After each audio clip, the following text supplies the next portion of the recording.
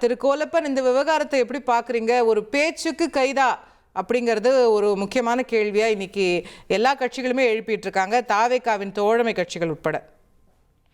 இல்லம்மா, பேச்சுக்கு கைதாங்கிறத விட பெண்களை இழிவுபடுத்துற மாதிரி ஒரு எதிர்கட்சி தலைவரா இருந்து அவர் இந்த பேச்சை பேசுறது நாளைய சமுதாயத்தை ஒரு நல்ல வழிக்கு திருப்பாதுங்கிறது நீங்க எடுத்துக்கிடணும். அதுக்கு வழக்கு போடலாம், அதுக்கு அவதூறு வழக்கு போடலாம், அவரை நீதிமன்றத்துக்கு வர வைக்கலாம், அவர் சிவில் டெஃபமேஷன், கிரிமினல் டெஃபமேஷன் எவ்வளவோ இருக்கு. கைது ஏன் இல்ல? கைதுங்கிறது அவருடைய பேச்சு பெண்கள் வன்கொடுமைக்கு. இப்போ நீங்க ஒரு யூடியூபர் ஒருத்தருக்கு இதே மாதிரிதான் பேசினாருன்னு சொல்லும் போது அந்த பெண்கள் மகளிர் காவலர்கள் எல்லாம் உட்கார வச்சு கொண்டு போய் திமுக ஆட்சியில பண்ணல, அதெல்லாம் நம்ம நினைவுக்கு கொண்டு வரணுமே. அதுக்கு நீங்க வழக்கு போட்டிருக்கலாம். எத்தனை பேருக்கு மேல நீங்க திமுக இருக்கும்போது நீங்க நடத்திருக்கீங்க, அதெல்லாம் விடுங்க. ஆனா இவர் ஒரு அதிகாரமிக்க பதவியில இருக்காரு. இன்னைக்கு ஒரு அமைச்சர் கேபினெட்ல தேசிய கொடி பொருத்தப்பட்டு நாளே ஒரு சமுதாயத்திற்கு ஒரு வழிகாட்டியா இருக்கும்போது இவரே தற்குறித்தனமான பேச்சுகள்லாம் பேசலாமா? இல்ல, வார்த்தையில கவனமா இருங்க. நம்ம ஒருத்தர் சொல்லிட்டு நம்மளும் அதே மாதிரி பேச வேண்டாம். இல்லங்க, அவருதான் தற்குறின்னு எல்லாரையும் சொல்றாரு. ஆனா இவர் ஒரு அந்தஸ்துல இருக்கிறவரு, இவர் ஒரு பாரம்பரியமிக்க ஒரு திராவிட முன்னேற்ற கழகத்துக்கு இன்னைக்கு ஒரு சட்டமன்ற எதிர்கட்சி தலைவரா இருக்கும்போது, இப்ப நான் சொல்லல, அவருதான் சொல்றாரு மற்றவங்களை தற்குறி சொல்லும் போது தன்னை தலைவரா. இப்போ உங்க அப்பா எங்க இருக்கிறாங்க? உங்க அப்பா காணல. அப்போ நீங்க அந்த இடத்துல இருக்கிறீங்க. நீங்க எங்க இருக்கிறீங்க? எம்எல்ஏக்கள் கூட்டத்துல நீங்க தான் இன்னைக்கு நின்று வழிகாட்டுறீங்க. மாவட்ட செயலாளர் கூட்டத்துல நீங்க தான் இருந்து வழிகாட்டுறீங்க. அப்போ அப்படிப்பட்ட ஒரு உயர்ந்த இடத்துல உங்க அப்பா உட்கார வச்சுக்கிட்டு போகும்போது அந்த இடத்துக்கு உரிய அங்கீகாரமான ஒரு பேச்சு இருக்கு. அது இது எப்படின்னா, இப்ப எடப்பாடி பழனிசாமி தேர்தல் நேரத்துல பால் டாயிலும் பாரு, இவரு பால் டக்கும் பாரு, கார்பெட்ருன்னாங்க. அப்ப என்ன பண்ணுவாங்கன்னா, இவர் உதயநிதியோட பிரச்சாரத்தை நீங்க எடுத்துக்கிட்டீங்கன்னா அந்த இடத்துல ஒரு 10 பேர் வருவாங்க. ஆனா அதை காட்டுங்க, நீங்க தான் காட்ட சொல்றீங்க, நான் காட்டல. அந்த மாதிரி ஒரு 10 பேரை பக்கத்துல நிப்பாட்டி விட்டுறாரு. உடனே கிரெயின்ல எடப்பாடி பழனிசாமியோட பாதை மாதிரி வரும். அதை கொண்டு விரிச்சு காட்டுவாரு. பாருங்க, என் மேல தப்பு இல்ல, நீங்க தான் காட்ட சொன்னீங்கன்னு. அது போல இவர் பக்கத்துல ஒரு நடிகை பேரை சொல்ல அதை ஒரு இது பண்ணும்போது அது ஒரு அநாகரிகமான செயல்பாடாயிருது. இப்ப இன்னைக்கு இந்த பக்கம் தாவேகா தொண்டர்களும் கொதிக்கிறாங்க, அந்த பக்கம் திமுக தொண்டர்களும் கொதிக்கிறாங்க, பப்ளிக் பாதிக்கிறாங்க. இப்ப நெல்லையில நீங்க பாத்தீங்கன்னா ஒரு மருத்துவத்துக்கு ஒரு பையனை போகும்போது அவனை தாக்குறாங்க, கடைகளை மூடுங்கிறாங்க. இந்த மாதிரி ஒரு சூழ்நிலைகள் சட்ட ஒழுங்கு சீரடை போகுது. இது எதுக்காக வருது? இல்ல, சட்டம் ஒழுங்கு பிரச்சனை, இவங்க தொண்டர்கள் வீதிக்கு வரதெல்லாம் எப்போ நடக்குது? அரெஸ்டுக்கு அப்புறம் தானே நடக்குது. அவர் பேசினதுக்கு அப்புறம் நடக்கல. சோ இத பிரச்சனை பெரிதாக்குவது அரசாங்கமா இல்லையாங்கிற கேள்வி இருக்குல்ல. நீங்க அரெஸ்ட் பண்ண வராங்கன்னா அவர் பேசின பேச்சுக்கு ஒரு குற்றம். இப்ப அவங்க என்ன சொல்றாங்க நீதிமன்றத்துல, நாங்க ஒன்னும் அரெஸ்ட் பண்ணல. இப்ப எனக்கு அதை பார்க்கும்போது விஜய் சேதுபதி ஒரு படத்துல நடிச்சிருந்தாரு. அவர் என்ன பண்ணுவாரு, அந்த வில்லனை என்ன பண்ணுவாரு, கூட்டிட்டு போய் ஃபுல்லா ரவுண்டு கட்டிட்டு கடைசியில கொண்டு விட்டுட்டு போயிருவாரு. அது போல இவரை இன்னைக்கு ஃபுல்லா வச்சு இனிமேல் பேசக்கூடாதுங்கிறது கூட ஒரு தண்டனையா இருக்கலாம். தஞ்சாவூர் வரைக்கும் கூட்டிட்டு இல்ல, ஆனா அதனுடைய விளைவு என்னன்ற கேள்வி இருக்குல்ல. இப்போ நீங்க சட்ட ரீதியான ஒரு பார்வை நீங்க சொல்றீங்க, பட் அரசியல் ரீதியா அது எப்படி டிரான்ஸ்லேட் ஆகுது? இன்று நாள் முழுவதும் உதயநிதி ஸ்டாலின் அவர்களுக்கான ஆதரவும், அவருக்காக திமுகவினர் வீதி வீதியாக இறங்கி போராடுவதும், அவருக்கான ஒரு பொலிட்டிக்கல் மைலேஜ் தான் இதுல கிடைக்குதுன்னு சிலர் விமர்சிக்கிறாங்கல்ல. அதாவது நீங்க நல்லா புரிஞ்சுங்க, என்னைக்கு அவர் ஆட்சிக்கு வந்தாரோ, அவர் என்னைக்கு அந்த 108 சீட்டு வெற்றி பெற்று வந்தாரோ, அப்ப இருந்து நம்மளே தந்தி தொலைக்காட்சியில நிறைய பேசியிருக்கிறோம். அவர் 5 முறை அலைய விட்டு அவருடைய ஆட்சியை தக்க வைக்காம என்னென்ன பிரச்சனைகள். சார், அவருக்கு மெஜாரிட்டி இல்ல, அதுக்காக அவர் பல்வேறு இடத்துக்கு போனாரு, ஆதரவு கேட்டாரு, அப்புறம் இது பண்ண, அதுக்கு என்ன பண்ண முடியும்?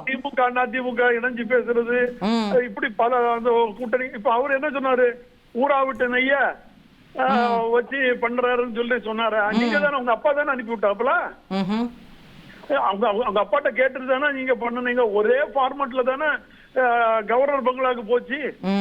அது கம்யூனிஸ்டா இருக்கட்டும், எல்லாருக்கும் ஒரே ஃபார்மட் லெட்டர் தானே போச்சு. சரி, நீங்க அதெல்லாம் நம்ம பாக்குறோம்ல. அப்போ உங்களோட பின்னணி அங்க இருந்துட்டு நீங்க என் கூத்துக்கு ஆடுன்னு சொல்ற மாதிரி நீங்க ஒரு அரசை கொண்டு வரணும்னு நினைக்க கூடாது.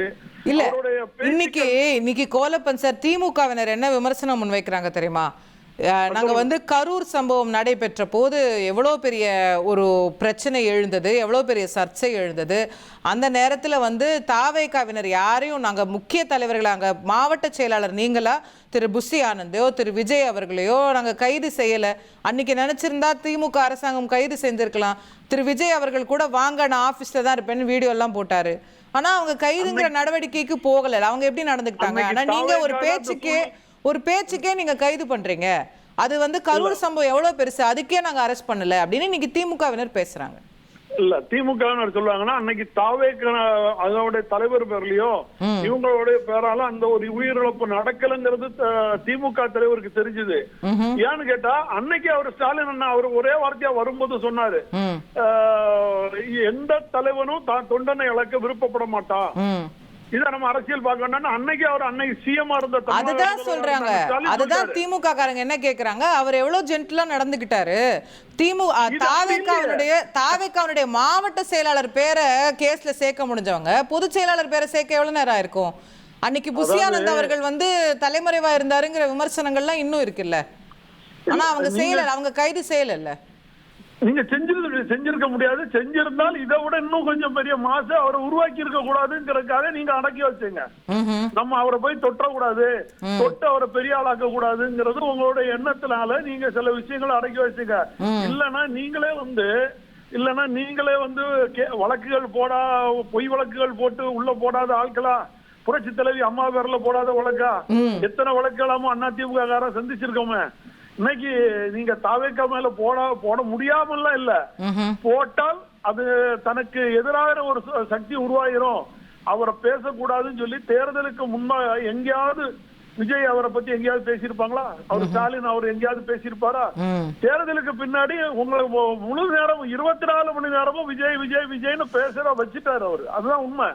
இவங்களால தாங்க முடியல. நம்ம இப்படி ஒரு இழப்பு வந்துட்டு இப்ப அவரே சொல்றாரு, எங்க அப்பா அழுதுட்டாரு நான் விட மாட்டேன் மாதிரி இருக்காரு.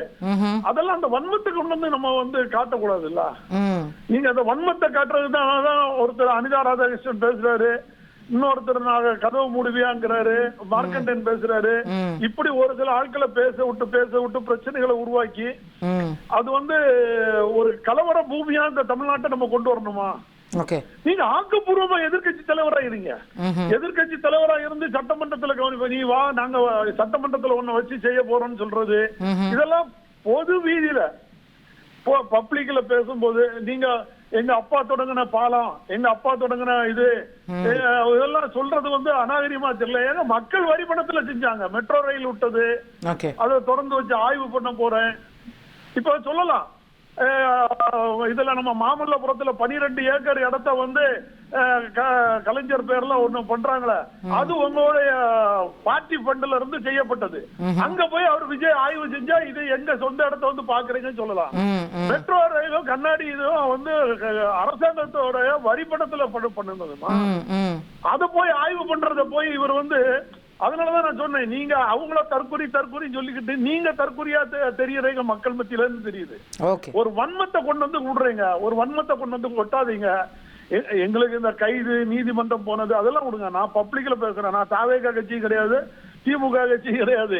பப்ளிக்ல நான் ஒரு அரசியல் ஆலோசகரா நாங்க சொல்றது, எங்களுக்கு தேவை நாடு நல்லா இருக்கணும், மக்கள் நல்லா இருக்கணும், எதிர்கால ஜெனரேஷன் நல்லா இருக்கணும்.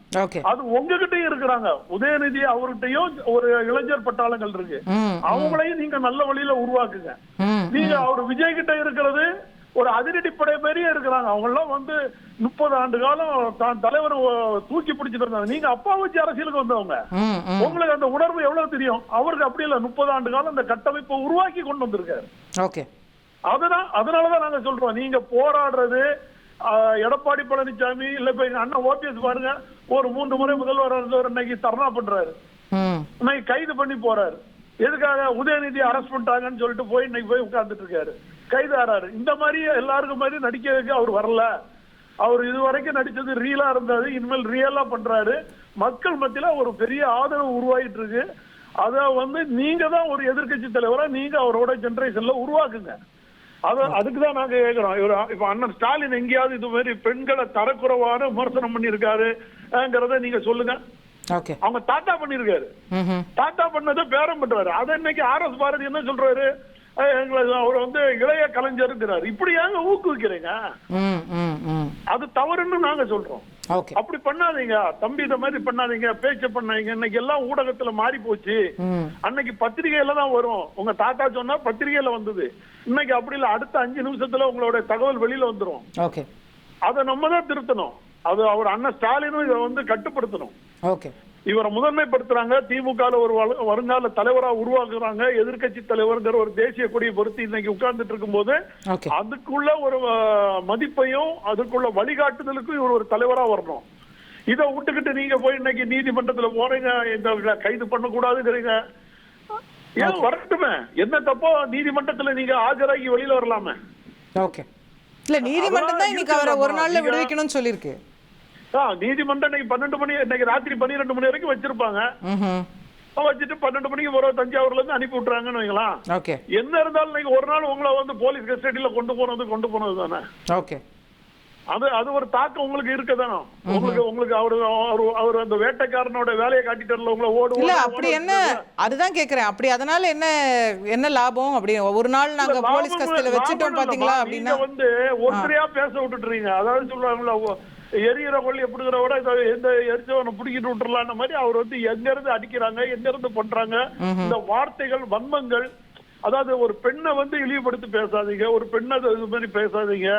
அவரை நீங்க என்னெல்லாமோ சொல்றீங்க, அவரு 1000 தற்கொலைங்கிறீங்க, குதிரை பேரம்ங்கிறீங்க, என்னென்னலாமோ பேசுறீங்க. அவரு எதுக்காக வழக்கு போட்டிருக்காரா? அவர் வரலையே. என்ன வேணாலும் சொல்லிட்டு போங்க. ஆனா அது பெண்களை இழிவுபடுத்தி பேசும்போது அவர் நேரடியாவே அரசியல்ல தாவேகா தலைவரா இருக்கும் போதே ஐஜி ஆபீஸ்ல போய் கம்ப்ளைண்ட் கொடுத்தாரு. ஒரு பெண்ணை பத்தி தரக்குறைவா விமர்சிச்ச ஒரு அரசியல் விமர்சகருக்காக எதிராக, உங்களுக்கு தெரியும், பழைய அவருக்காக நேரடியாவே போனவர். பெண்களுக்காக இன்னைக்கு அவர் பெண்கள் மத்தியில சார் நீங்க நல்ல போராட்டம், இன்னைக்கு போராட்டம் பண்றாங்க. அத்தனை பேரும் பெண்கள் வந்து நிக்கிறாங்க தாவேகாக்கு ஆதரவா. உங்களுக்கு அவ்வளவு பேர் எங்க? அவ்வளவு பேரும் திமுக காரங்க தான். நாட்டு மக்கள் அப்படி இருக்கிறாங்கம்மா. அதனாலதான் நாங்க சொல்றோம், நீங்க தான் திருந்தணும். அண்ணன் ஸ்டாலின் முன்னிலைப்படுத்தி சரி பண்ணுங்க. எங்களோட அன்பான வேண்டுகோள். நன்றி திரு நாஞ்சில் கோலப்பன். இனி செல்லும் இடமெல்லாம் செய்தி. தந்தி டிவியின் வாட்ஸ்அப் சேனலை ஃபாலோ பண்ணினா செல்ல இருக்கும் இடமெல்லாம் செய்தி. இதோ QR கோட், இப்பவே ஸ்கேன் பண்ணுங்க, ஃபாலோ பண்ணுங்க.